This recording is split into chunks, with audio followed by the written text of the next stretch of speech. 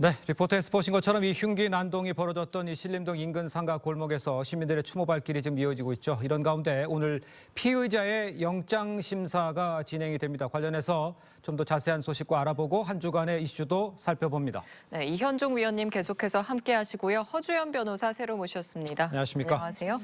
자, 일단 이 피의자가 너무 힘들어서 그랬다. 이게 반성을 한다고 봐야 됩니까? 어떻게 됩니까?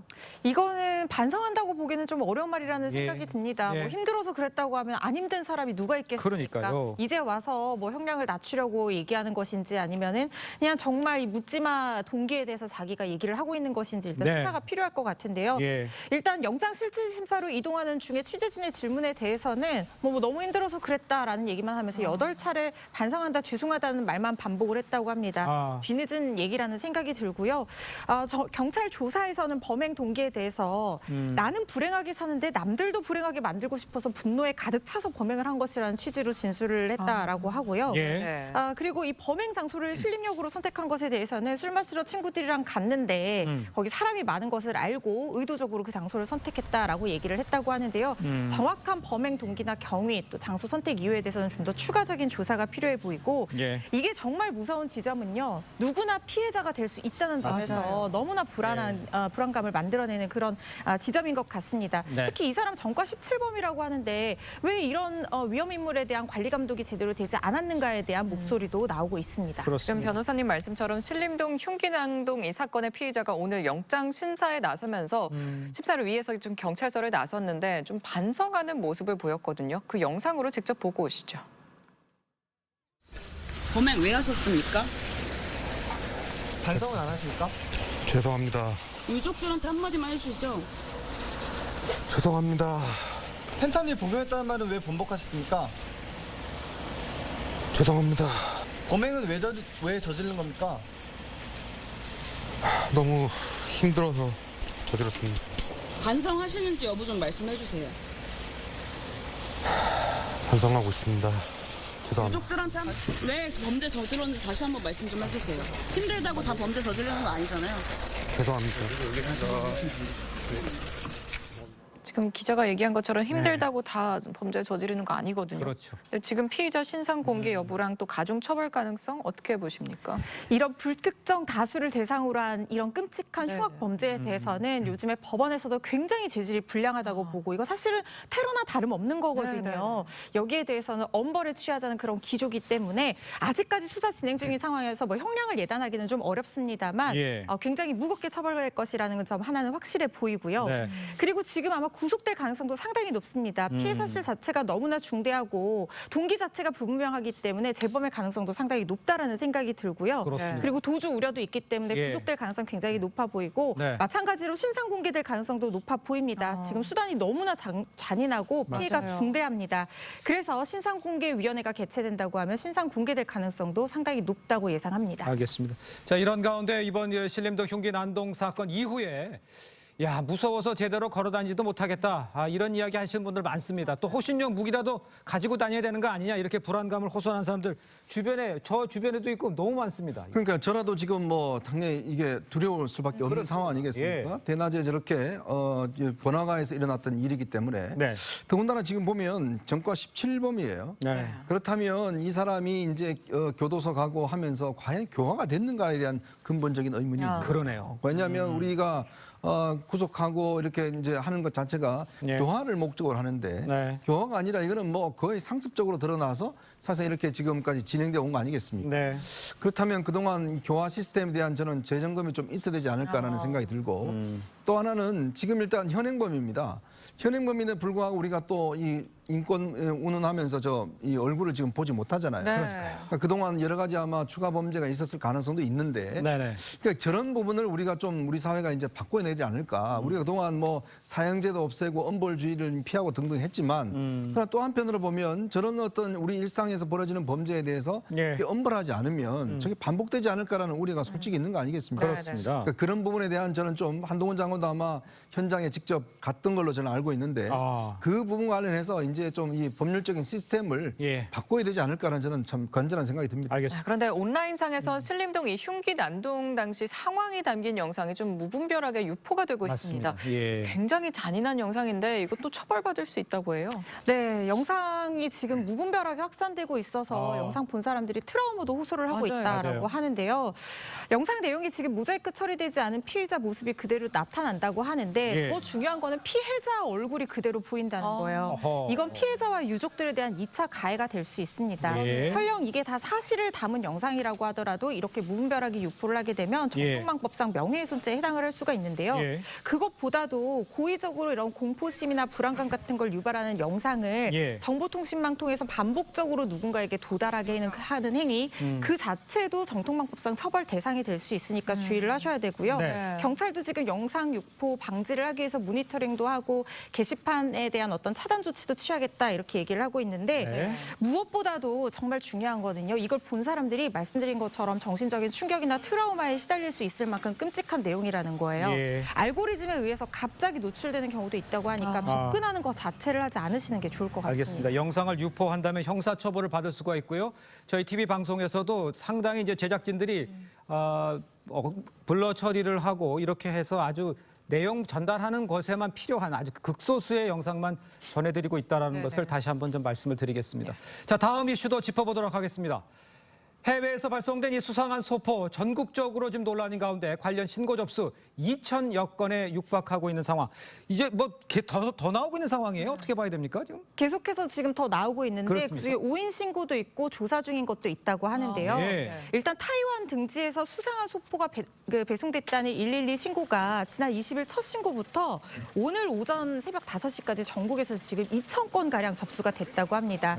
이 가운데 한 587건 정도, 한 600여 건 정도를 지금 수거해서 조사 중이라고 하는데요. 네. 이게 뭐 특정 지역에만 편중이 된 것이 아니라 뭐 전국에서 동시다발적으로 지금 나오고 있어요. 그러니까요. 경기가 600건 넘게 지금 접수가 돼서 가장 많다고 하고 제주에서도 계속해서 지금 신고가 접수가 됐고 있다고 합니다. 네. 그런데 그 소포 안에는 뭐 립밤이라 뭐 화장품 같은 저렴한 물건이 무작위로 들어 있거나 그래요? 아예 비어 있고 그냥 봉투째로 덩그러니 이렇게 오는 경우가 대부분이라고 합니다. 그런데 그렇군요. 이상한 기체가 들었다, 뭐 독극물이다 이런 말들이 굉장히 많았는데 현재까지 접수된 소포들에서는 뭐 가스가 나온다거나 이런 특이 사항들은 없는 것 같아요. 아직까지 뭐 처음 보도됐을 때는 그런 가스 같은 것들이 있어서 이게 무색무취다 해가지고 뭐 예. 어지럼증 호소하는 예, 예. 그런 사례들도 있다고 하는데 아직까지 뭐 유해균이 발견이 됐다든가 유해 가스가 발견이 됐다든가 이런 보고는 나오고 있지 않고요. 예. 특이 사항은 아직까지는 일단 없는 것으로 알려져 있지만 그렇다고 해도 안심할 수 없기 때문에 지금 안전한 장소로 옮겨서 이 소포들을 다 개봉을 한 다음에 네. 면밀하게 그 안에 뭐가 들어있는지 정확하게 경찰에서 확인을 할 계획이라고 합니다. 알겠습니다.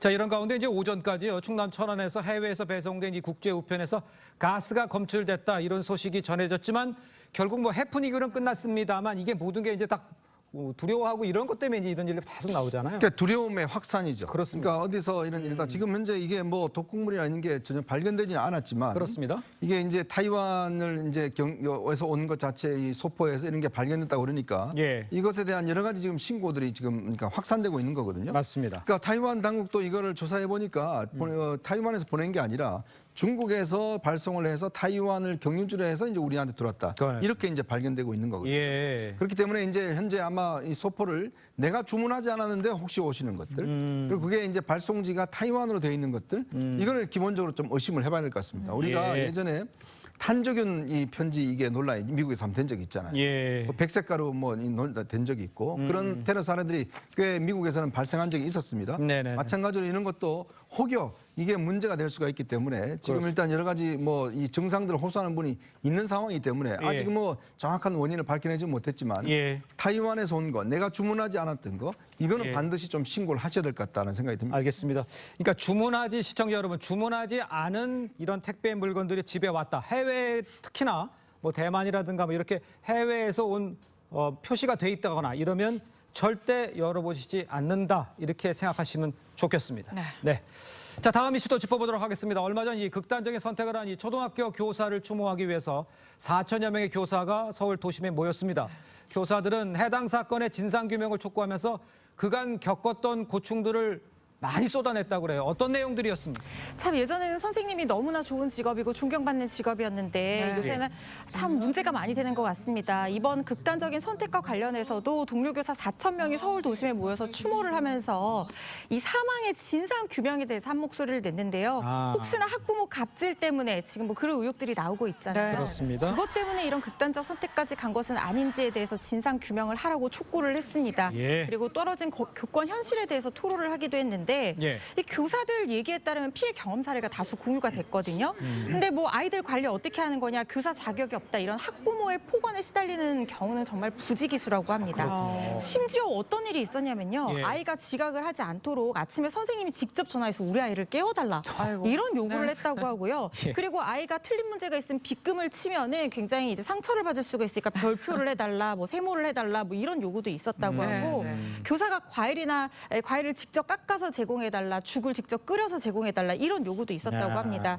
선생님들 사이에서는 교사가 아이들 하인이라고 생각하는 것이 아니냐 이런 불만 소리가 나올 법도 한데요. 예. 그래서 내 아이 기분 상했죄 이런 얘기가 자조적인 신조어가 선생님들 사이에서도 유행하기도 했다고 합니다. 정말 이 소식만 들어도 황당한데 네. 교육계에 따르면 교권 침해로 지금 교단을 떠나려는 교사들 굉장히 많이 늘고 있다고 해요. 네, 일단 교권 침해 보고 건수 자체가 상당히 늘었습니다. 2020년에 1,200여 건이었는데 불과 2년 만에 3,000건이 넘었어요. 그럼 거의 3배 가까이 증가를 한 거잖아요. 특히 아동학대 처벌법 제정된 이후에는 물론 아동학대 행위는 당연히 처벌을 받아야 되겠지만 예. 이 교사가 아이한테 훈계를 하고 훈육을 하다가 아동학대로 고소고발 당하는 사례들이 늘고 있고 이것 때문에 위축을 많이 당한다는 예. 거예요. 네네. 이 자료에 따르면 최근 5년간 교사가 아동학대로 고소고발당해서 수사가 시작된 사건이 1,200건이 넘었다고 합니다. 그런데 그중에 절반 이상이 다 무혐의 처리가 됐다는 거예요. 예. 그러니까 위축되는 효과만 있고 실질적으로 뭔가 아동학대로 처벌되는 사례는 굉장히 드물었다는 거죠. 네네. 그러다 보니까 이 명예퇴직자 수가 굉장히 늘었는데 2005년에는 879명 정도 명예퇴직자 수였는데요. 2021년에는 6천 명이 넘었습니다. 무려 7배 넘게 뛰어오른 건데요. 예. 물론 명예퇴직 원인이 다 이런 것 때문만은 아니겠지만 이 교권의 추락이나 침해 사례가 명예퇴직에 굉장히 큰 영향을 준다는 것은 네네. 좀 분명한 사실인 건 한 것 같습니다. 알겠습니다. 자, 다음 이슈도 짚어보도록 하겠습니다. 이번 이 집중호우로 여의도 면적의 121배에 달하는 농경지가 침수가 되거나 매몰이 됐습니다.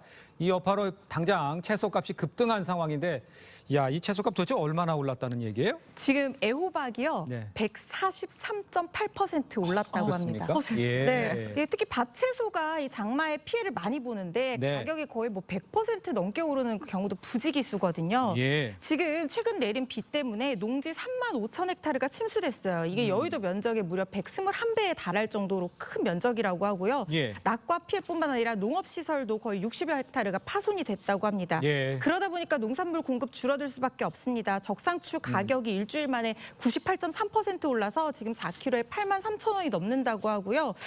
그리고 쌈 채소, 깻잎 이런 것들도 굉장히 많이 올랐고 네. 대부분 채소류 가격 다 올랐는데요. 말씀드린 애호박뿐만 아니라 오이 가격도 지난 20일 기준으로 100개에 10만 원 넘었다고 하거든요. 얼갈이, 배추, 미나리 같은 일단 채소 과일류는 지금 다 올랐다 이렇게 보시면 될 것 같습니다. 지금 말씀하신 것처럼 이 장맛비가 지나가도 지금 폭염과 태풍 등으로 채소값 계속 좀 오를 것이다 이런 전망이 나오는데 네. 정부에서는 밥상 물가를 잡기 위해 나섰습니다. 구체적으로 좀 어떤 대책이 있을까요? 일단 이제 시민들이 많이 드시는 상추나 시금치, 닭고기 같은 것 일단 이 가격을 30% 할인하는 금액을 일단 정부 차원에 지원하는 거고요. 또 정부 비축분이 있습니다. 예. 정부 비축분은 일단 풀어서 예. 일단 수급 조정을 하는 것으로 하고 있는데 네네. 문제는 이제 장마가 또 지금 오늘 비가 오지 않습니까? 맞아요. 예, 이게 예. 피해가 확산되면 예. 정말 요즘 상추 하나 먹기가 굉장히 힘들어질 것 같습니다. 그렇습니다. 아마 정부에서도 이제 이런 부분을 했고 또 특히 이렇게 되면 물가 상승률이 일단 올라갑니다. 예. 그래 될 경우는 경제 전반에 있어서 상당히 악영향을 미치기 때문에 네네. 아마 정부 차원에서는 일단 현재 지원책들을 여러 가지로 검토를 하고 있는 것 같습니다. 예, 알겠습니다. 자, 두 분과는 여기서 인사 나누도록 하겠습니다. 고맙습니다. 감사합니다. 감사합니다. 감사합니다.